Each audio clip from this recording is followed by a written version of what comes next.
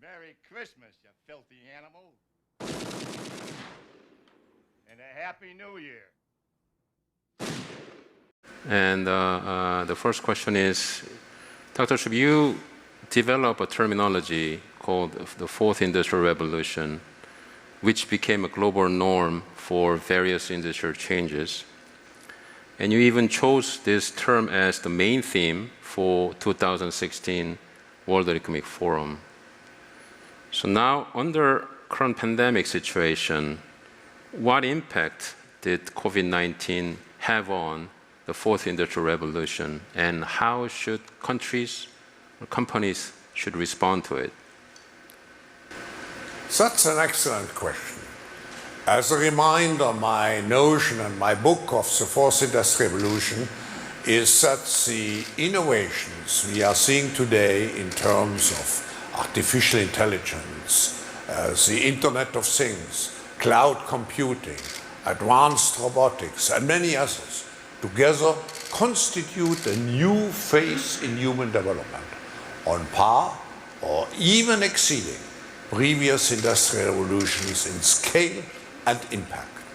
COVID-19, if anything, has accelerated this ongoing industrial revolution. If COVID had happened even 10 years ago, we could not have imagined moving entire companies, schools, and government offices so fast online. Today, that is a reality. The Fourth Industrial Revolution has become a reality, not just for the pioneers, but for a broad range of people and workers. We are also seeing macroeconomic consequences, changes. Big tech companies such as Apple, Samsung, Alphabet, Amazon, or Facebook already are among the largest global companies, but the last months have further cemented their leading positions in the market, while others have started to lag further behind. That will prove to be not only the case now, but will be a permanent consequence of COVID-19. But these past few months have also shown that the Fourth Industrial Revolution will not be beneficial to all unless we make conscious choices and investments to ensure that this is the case. Disadvantaged school students, unskilled workers, and non-digitized companies and governments will feel the crisis much more than others. Moreover, both corporate and income inequality have worsened during the last months. So when we build the post-COVID world, when we do the Great Reset, one of the most important places to start will be to ensure that the fruits of the Fourth Industrial Revolutions are really shared by all. It starts with equitable investments, particularly in education and reskilling. And it also implies we come up with a new framework to regulate data ownership, intellectual property, and competition in the Fourth Industrial Revolution. This requires public-private cooperation. So, to the participants of this World Knowledge Forum, my message is this. It is very important to embrace the Fourth Industrial Revolution and its technology, as it will determine our future prosperity like nothing else. Thank you, Dr. Schwab. I absolutely agree on the fact that current COVID-19 truly enhanced and accelerated the era of Fourth Industrial Revolution.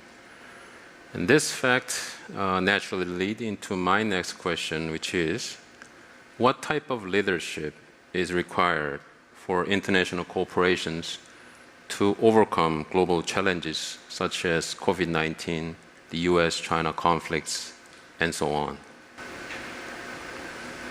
In the short term, we are likely to see an acceleration of economic deglobalization, a trend which is apparent. Less goods will be produced and traded globally.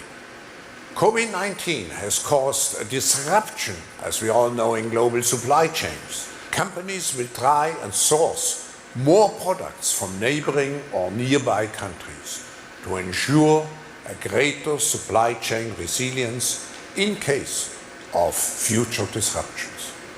And indirectly, as you mentioned, we are also seeing a negative impact of COVID-19 on global political and economic relations. COVID-19 has not been good for US-China relations, leading to a worsening of what we call the new Cold War.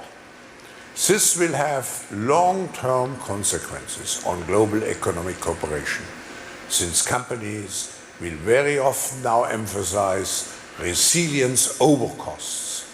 With China having become in the past the workshop of the world, this reshoring which will happen over the next years will lead to major disruptions, particularly affecting Korea. For Korea, the combination of the short-term and long-term trend means it will be more important than before to invest in relations, to invest in facilities in all parts of the world, including other parts of the emerging Asia, Europe, and the Americas. No company or country can rely on production only in one part of the world. We must avoid also that this new Cold War escalates. We have too many shared interests to allow the global system to disintegrate. Two other aspects of globalization, environmental and digital globalization, are in fact on the rise. And the COVID crisis has shown that when it concerns public health, we are globally connected as well. On all these fronts, collaboration is crucial, and I'm thinking particularly of vaccines, which we urgently need so well and distributed on a global level.